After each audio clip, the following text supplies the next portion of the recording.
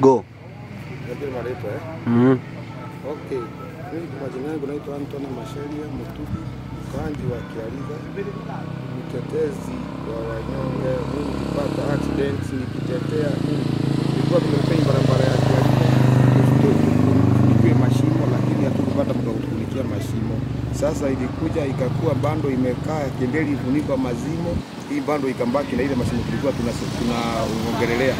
Sasa mimi wakati mmoja nikitembea na hii barabara nilikuwa naondokea mtu mwingine nikapata accident nikitembea mashimo. Hii barabara usipoiangalia mzuri unaweza make sana accidents, unaweza gonga hata mtoto ndio mashimo ni mingi. Sasa mimi nikiondokea mashimo hapo ndio nilipatia ajali. Na wakati nilipata ajali mimi nimefunika kidogo juu mimi kinyumba ni great nimelench.